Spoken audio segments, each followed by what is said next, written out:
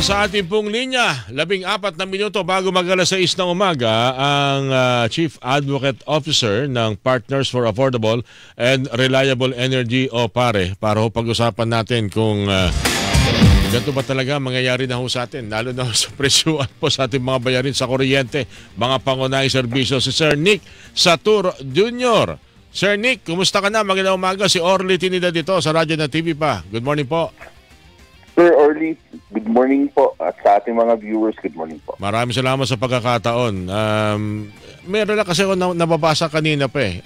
Suma total, may mga kababayan tayo.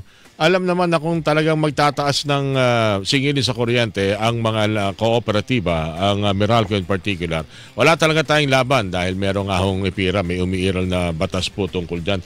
Pero hindi man lang daw sana inisip kung parang ang marami medyo parang asiwa doon sa timing ng pag-anunsyo na may pagtaas na ginawa nung habang tayo po'y sinasalanta ng mga bagyo.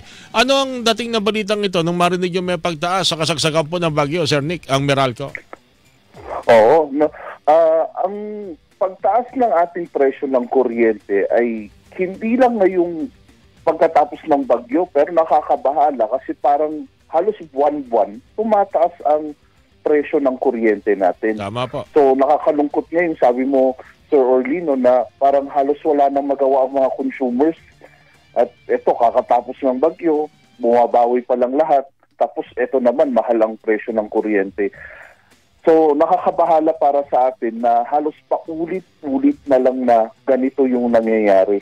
Yung pagtaas ng presyo ngayon ng kuryente ay dahilan ng pagtaas dun sa ancillary services at dun sa FIT-all.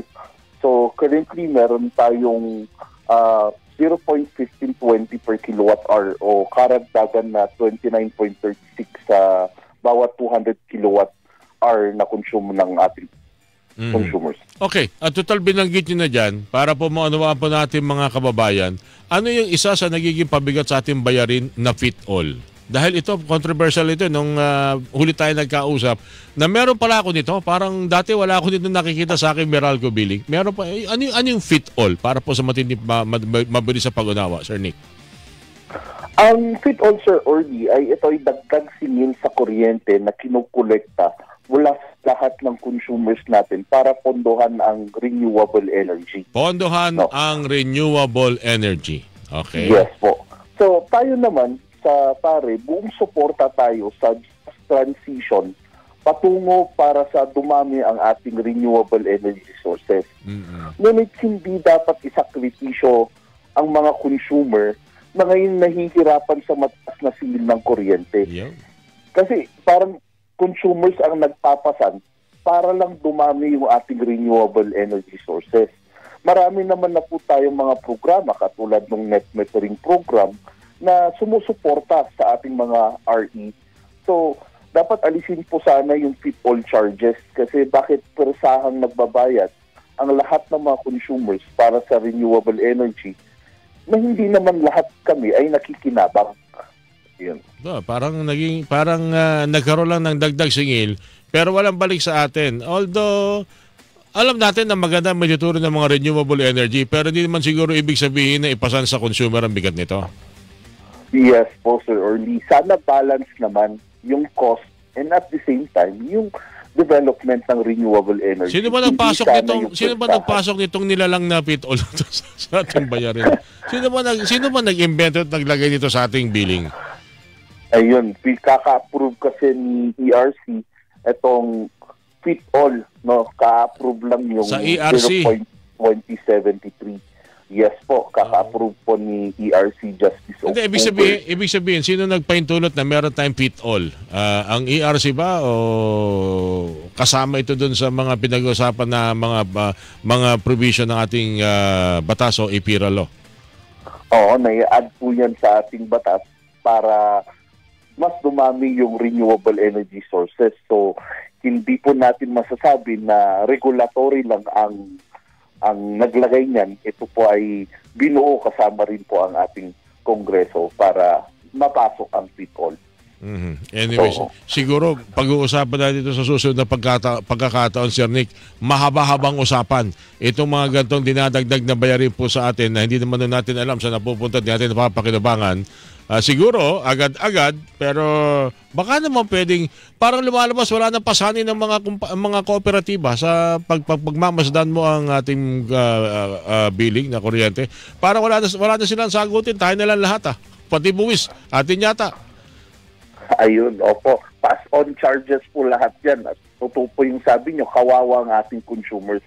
Ngayon, sir, ang pare ay nananawagan sa ating regulators ng ERC, ng DOE, sa ating NIA, as well as sa ating Kongreso, na sana gawin nilang publiko ang lahat ng power supply agreements. Kasi itong mga kontrata na may kinalalaman sa public utilities ay dapat transparent upang ma-review ng mga consumers kung makatarungan nga ba ang dagdag singil. Kasi katulad po niyan, hindi lang naman ngayong buwan na to umakyat yung ating ancillary services.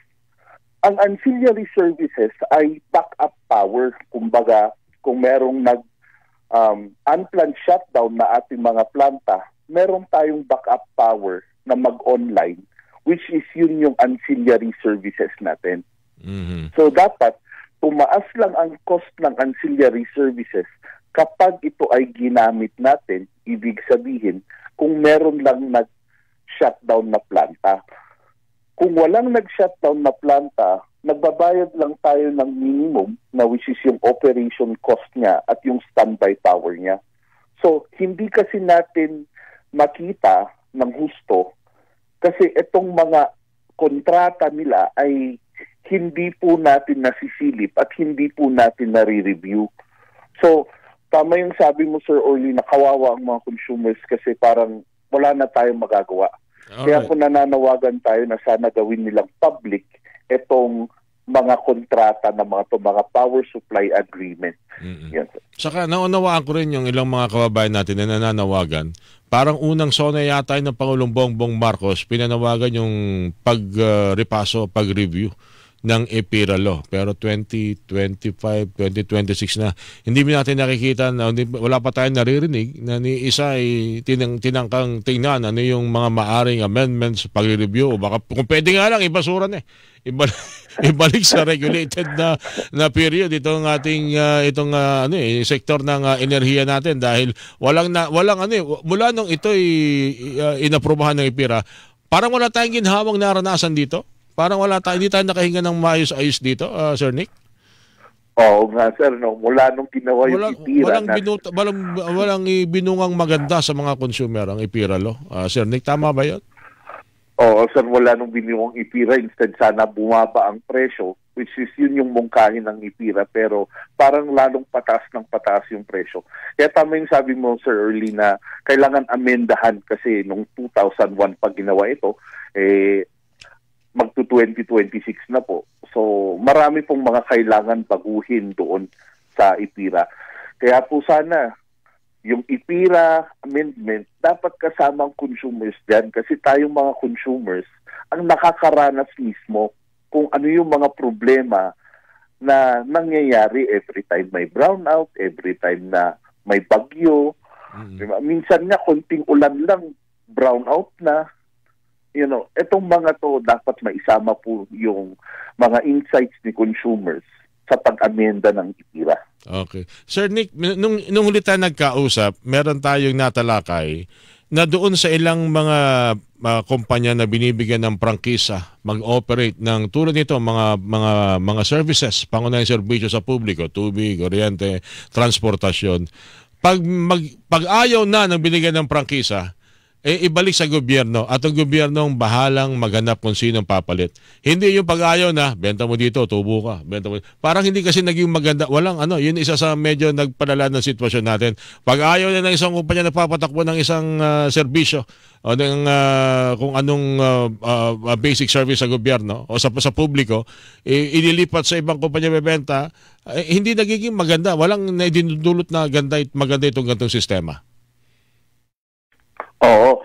So, kung titignan natin dito sa energy services naman kasi pinagbabawal ang gobyerno para pumasok Yun nga sa po. energy Oh, services. yun nga po. Kaya Pero ang pwede nating gawin yan. ay kailangan i-check natin. Katulad po ngayon, itong 2027-2028, marami pong mga electric cooperatives, no, na malapit nang mapaso ang kanilang prangkisa. Mm-hmm.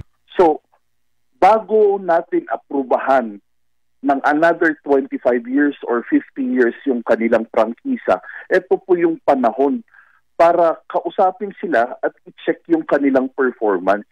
Sana performance-based yung pag-approve ng prangkisa, hindi porket matagal na silang hinahawakan yung franchise area. Dapat i-check rin po natin yung reliability at affordability ng power.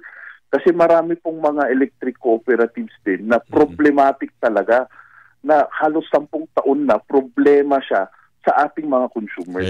Kaya meron 12 oras walang kuryente sa isang yun sir, hindi lang 12, minsan 3 araw pa. Sir Nick, yung sabi ko nga sir, na minsan ulan lang, brown out na. So hindi sana dapat ganito. Ituloy natin to, Sir Nick, itong mga problemang ito, total napapanahon na marami tayong dapat halongkatin, lalo-talo na kung serbisyo na dapat ibalik sa publikong pag-uusapan tulad po nito. Sir Nick, maraming salamat sa ulitin po. Maraming salamat po. God bless. Chief Advocate Officer ng Partners for Affordable and Reliable Energy o PARE, si Sir Nick Satur Jr. Ang inyo po napakinggan mga kapuso. Buena Manong